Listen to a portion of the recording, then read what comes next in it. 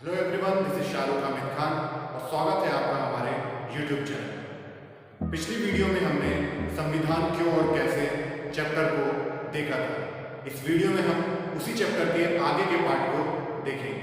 तो चलिए चैप्टर को स्टार्ट करते हैं। ठीक है ना। अब हम जानते हैं संविधान के मौलिक प्रावधान।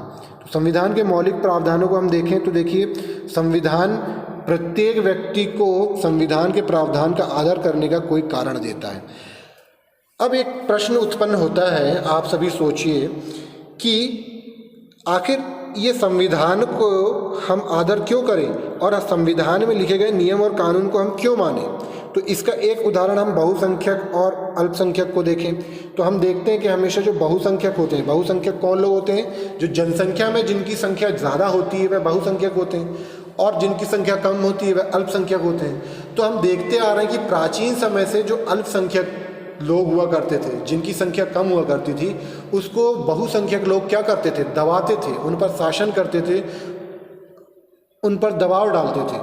तो ऐसी स्थिति उत्पन्न ना हो, ठीक है ना, इसके लिए प्रावधान किस में दिया गया है? हमारे संविधान में दिया गया है। तो आप बताइए क्यों ना माने हम संविधान को? हम तो संविधान को मानेंगे। क्यों? क्योंकि ये किसकी बात करता है? यह स्वतंत्रता की बात करता है। संविधान किसकी बात करता है? समानता की बात करता है ना। तो जब आपको स्वतंत्रता मिलेगी, समानता मिलेगी, है ना, आपको धार्मिक स्वतंत्रता मिलेगी, शिक्षा मिलेगी, शिक्षा का अधिकार आपको मिलेगा, तो क्यों ना आप उस दस्तावेज को, उस संविधान को मानेंगे, है ना। तो इसलिए संविधान हमें कई ऐसे कारण देता है जिससे हम उसका क्या कर सकें? आदर कर सकें। संविधान नागरिकों को न्याय प्राप्त करने के लिए ढांचा प्रदान करता है, ठीक है ना। अब आपको यहाँ पर कभी कुछ हो जाए, आपके साथ कुछ अन्याय हो जाए, तो उसके लिए आप क्या करते हैं? कोर्ट में जा सकते हैं, पुलिस के पास जा सकते हैं, और यह सभी हमको किसने दिया है? यह सभी अधिकार हमको दिया है हमारे संविधान ने। इसलिए हम संविधान की वैधता को मानते हैं, ठीक है। संविधान समस्त संस्थाओं को संतुलित रूपरेखा प्रदान करता है, चाहे वह कोई भी संस्था हो, चाहे वह व्यवस्थापिका हो, न्यायपालिका हो, चाहे वह कार्यपालिका हो, सभी को क्या करता है? वह सभी को एक संतुलित, सभी की रूपरेखा प्रदान करता है। चलिए अब बात करते हैं कि हमारा जो संविधान है वह कैसे बना। बहुत ही महत्वपूर्ण विषय है ये, बहुत ही महत्वपूर्ण टॉपिक है और काफ़ी ज़्यादा क्या है, ये रुचिकर टॉपिक भी है, इंटरेस्टिंग भी है। तो समझते हैं हम कि संविधान सभा में संविधान को बनाया गया, ठीक है ना। तो हमारे संविधान को किसने बनाया? संविधान सभा ने, ठीक है ना, जिसे अविभाजित भारत में निर्वाचित किया गया था, ठीक है ना। तो हमारी जो संविधान थी, अभी हमने देखा था 1946 से कब तक बना? ये 1949 के बीच में बना। तो 1946 में तो हमारा देश आज़ाद नहीं हुआ था, स्वतंत्रता नहीं मिली थी, इसलिए हम इसे किस नाम से जाना जाता था? अविभाजित भारत के नाम से जाना जाता था, है ना। तो इस जो ये संविधान सभा थी, इसकी पहली जो बैठक हुई वह कब हुई?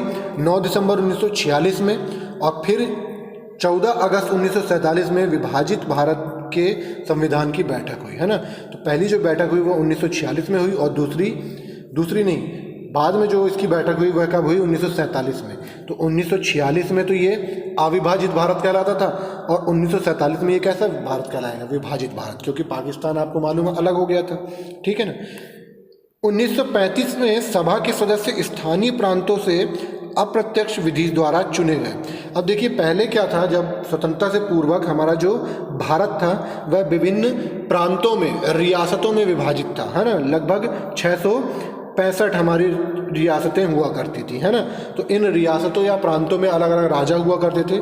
तो उन्हीं के आधार पर 1935 में क्या किया गया है? अप्रत्यक्ष विधि से उनको वहाँ पर सदस्यों को चुना गया, कि मान लीजिए भोपाल से अलग को चुन लिया गया, लखनऊ से अलग को चुन लिया गया, है ना, और क्या जूनागढ़ से, फिर अवध से, इस तरीके से अलग अलग जो प्रांत हुआ करते थे वहाँ से सदस्यों को चुना गया। ब्रिटिश सरकार के प्रत्यक्ष शासन वाले प्रांतों से कितने सदस्य थे? 992 सदस्य, और देशी प्रांतों से 93 सदस्य। अब समझते हैं कि ब्रिटिश शासन वाले क्या थे। तो देखिए, कुछ जो प्रांत थे जो किसके अंडर में या किसके अधीन आते थे? ब्रिटिश सरकार के अधीन आते थे, तो उनको हम बोलते थे प्रत्यक्ष शासन वाले प्रांत। तो उसके जो सदस्य थे वो कितने थे? 292। और जो देशी प्रांत थे जो ब्रिटिश शासन के अंतर्गत नहीं आते थे, उसके कितने सदस्य थे? 93 सदस्य चुने गए थे। किसके लिए? हमारी संविधान सभा के लिए, ठीक है ना। तो इन रियासतों में मुस्लिम, सिख और सामान्य में उनकी जनसंख्या के अनुपात में बांटा गया था, है ना। तो ये जो सदस्य थे वे मुस्लिम, सिख, हिंदू, है ना, जितने भी हमारे क्या हुआ करते थे, धर्म के लोग हुआ करते थे, उनके आधार पर उनको बांटा गया था। और इनका जो चुनाव हुआ था, संविधान सभा के सदस्यों का जो चुनाव हुआ था वह किसके आधार पर हुआ था? वह हुआ था एकल मत पद्धति के आधार पर, है ना। वही जो वोटिंग आज भी चलती है हमारी कि एक वोट देना है आपको, ठीक है। देशी प्रांतों के प्रतिनिधियों का चुनाव उनके परामर्श से तय किया गया था। आगे देखते हैं हम कि किस तरीके से हमारे संविधान सभा का स्वरूप तय हुआ, ठीक है ना। तो अब बात करते हैं हम संविधान सभा का स्वरूप। तो देखिए, संविधान का उद्घाटन 9 दिसंबर 1946 को हुआ, ठीक है ना। किसने किया? संविधान सभा ने, ठीक है, संविधान सभा ने। तो जब 9 दिसंबर 1947 को हमारे संविधान का गठन हुआ, संविधान सभा का, तो 9 दिसंबर 1946 को डॉक्टर सच्चिदानंद सिन्हा, ठीक है, डॉक्टर सच्चिदानंद सिन्हा को इस सभा का अस्थायी सदस्य चुना गया। बाद में 11 दिसंबर 1947 को राजेंद्र प्रसाद को इसका स्थायी सदस्य चुना गया, है ना। तो देखिए, अस्थायी सदस्य कौन थे इसके? डॉक्टर सच्चिदानंद सिन्हा। और स्थायी सदस्य कौन थे इसके? डॉक्टर राजेंद्र प्रसाद, ठीक है ना। तो याद रखिएगा कि संविधान सभा के स्थायी सदस्य कौन थे या स्थायी अध्यक्ष कौन थे? वह थे डॉक्टर राजेंद्र प्रसाद, ठीक है ना। चलिए, सभी सभा की प्रारूप समिति का अध्यक्ष डॉक्टर भीमराव अंबेडकर को चुना गया, ठीक है ना। तो देखिए, जब ये संविधान सभा बनी तो इसमें कई सारी समितियां थी और उन अलग अलग समितियों को क्या दिया गया? अलग अलग काम सौंपे गए। तो संविधान बनाने का काम, उस दस्तावेज को लिखने का काम किसको सौंपा गया? प्रारूप समिति को। और इस प्रारूप समिति के जो अध्यक्ष थे वह कौन थे? डॉक्टर भीमराव अंबेडकर, ठीक है ना। तो यहाँ पर देखिए कन्फ्यूजन होता है। यदि आपसे पूछा जाए कि संविधान सभा, है ना, सभा के अध्यक्ष कौन थे, तो आपको राजेंद्र प्रसाद लिखना है, डॉक्टर राजेंद्र प्रसाद। वहीं पर अगर आपसे पूछे कि प्रारूप समिति के अध्यक्ष कौन थे, तो आपको क्या लिखना है? वहाँ पर डॉक्टर भीमराव अंबेडकर लिखना है, ठीक है ना। 13 दिसंबर 1946 को जवाहरलाल नेहरू ने संविधान, हमारा जो भारतीय संविधान है, उसके उद्देशिका को क्या किया? प्रस्तुत किया, जिसमें प्रभुसत्ता संपन्न और लोकतांत्रिक गणराज्य स्थापित करने की रूपरेखा प्रस्तुत की गई, जिसे 22 जनवरी 1947 को क्या कर लिया गया? संविधान सभा ने स्वीकार कर लिया, ठीक है ना।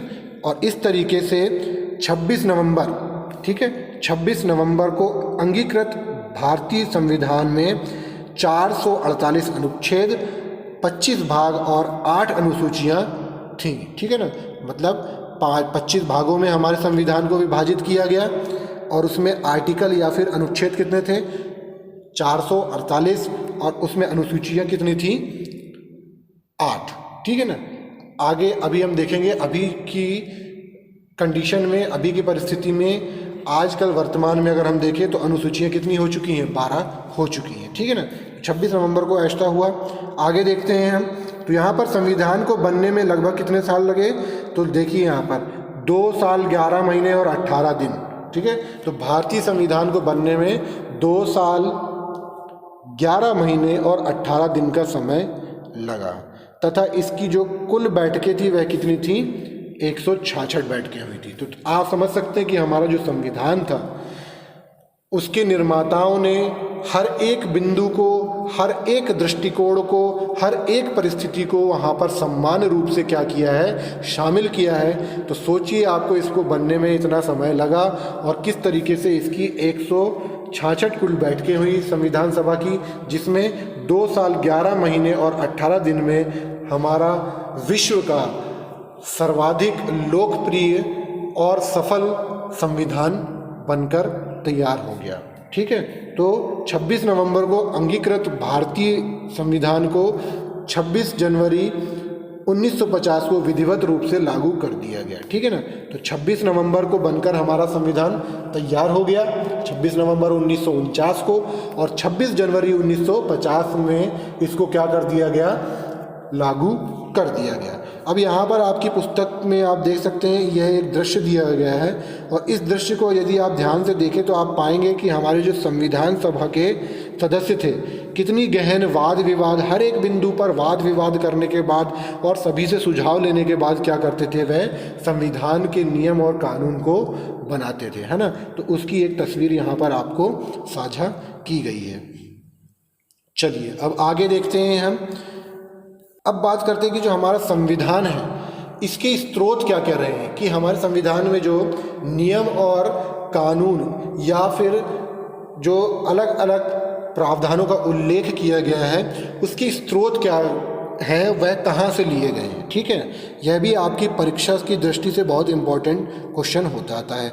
ठीक है, तो अभी हम जानते हैं, सबसे पहले हम बात करते हैं किसकी, ब्रिटिश संविधान की। ठीक है, तो देखते हैं हम ब्रिटिश संविधान से हमारे संविधान में, भारतीय संविधान में कौन कौन सी चीज़ों को लिया गया है। ठीक है, तो पहला देखिए यहाँ पर दिया हुआ है, सर्वाधिक मत के आधार पर चुनाव में जीत का फैसला। ठीक है ना, तो हम देखते हैं हमारे यहाँ पर क्या होता है भाई, हमारे यहाँ पर मताधिकार होते हैं। ठीक है, वोटिंग होती है और वोटिंग के अधिकार पर जिसको सबसे ज़्यादा वोट मिल जाता है वह क्या हो जाता है, जीत जाता है। ठीक है ना, तो यह जो सिद्धांत है, यह सिद्धांत या यह प्रावधान कहाँ से लिया गया है, ब्रिटिश संविधान से लिया गया है। और देखिए सरकार का संसदीय स्वरूप, जैसे हमारे यहाँ पर कैसा स्वरूप है सरकार का, संसदीय स्वरूप है ना, संसदीय प्रणाली है भारत में। तो यह भारत में जो संसदीय प्रणाली है यह भी कहाँ से लिया गया है, ब्रिटिश संविधान से लिया गया है। कानून के शासन का विचार, ठीक है ना, कानून के शासन का विचार का मतलब क्या होता है, कानून के समक्ष समान अधिकार। तो ये कानून के समक्ष समान अधिकार का मतलब क्या होता है कि कानून के समक्ष सभी लोग, चाहे वह गरीब हो, अमीर हो, किसी भी जाति का हो, वह सभी क्या होंगे, समान होंगे। तो यह जो अवधारणा है, यह अवधारणा हमने कहाँ से ली है, ब्रिटिश संविधान से ली है। इसके अलावा विधायिका में अध्यक्ष का पद और उसकी भूमिका और कानून निर्माण की विधि, तो यह सारी चीज़ें हमने, यह सारे प्रावधान हमने कहाँ से लिए हैं, ब्रिटिश संविधान से लिए हैं। अब बात करते हैं आयरलैंड के संविधान की। तो आयरलैंड के संविधान से हमने क्या लिए हैं, राज्य के नीति निदेशक तत्व। ठीक है ना, राज्य के नीति निदेशक तत्व, अनुच्छेद 36 से लेकर अनुच्छेद 51 तक, है ना, जितनी भी चीज़ें आती हैं वह किसके अंदर आते हैं, जितने भी प्रावधान होते हैं वह राज्य के नीति निदेशक तत्व के अंदर आते हैं। ठीक है ना, मतलब हमारे देश में राज्यों को, राज्य सरकार को भी कुछ अधिकार प्रावधान दिए गए हैं, कुछ निर्देश दिए गए हैं ताकि वह अपने राज्य में कल्याणकारी योजनाओं द्वारा वहाँ के लोगों के हित में कार्य कर सके। तो यह प्रावधान हमें कहाँ से मिलता है, आयरलैंड के संविधान से लिया गया है। फ्रांस के संविधान की बात करें तो फ्रांस के संविधान से हमने क्या अवधारणाएं ली हैं, स्वतंत्रता, समानता और बंधुत्व का सिद्धांत लिया है हमने। ठीक है, अमेरिका की बात करें तो अमेरिका से हमने मौलिक अधिकारों की सूची ली है। ठीक है, और न्यायिक पुनर्वलोकन की शक्ति तथा न्यायिक पालिका की स्वतंत्रता। ठीक है ना, न्यायपालिका की स्वतंत्रता और न्यायिक पुनर्वलोकन की शक्ति जो है वह हमने कहाँ से ली है, अमेरिका के संविधान से ली है।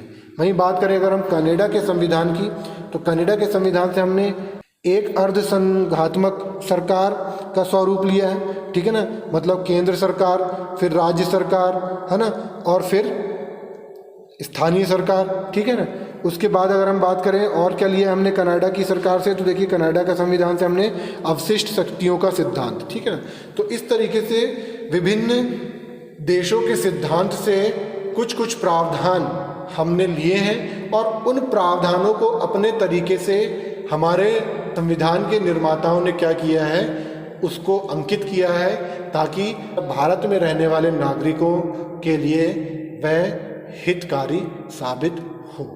ठीक है, तो इस तरीके से यह अध्याय आपका समाप्त होता है। तो इस तरीके से आपका पहला चैप्टर संविधान क्यों और कैसे समाप्त होता है। आशा करता हूँ आपको समझ में आ गया होगा। मिलते हैं नेक्स्ट वीडियो में नेक्स्ट चैप्टर के साथ। तब तक के लिए थैंक यू सो मच।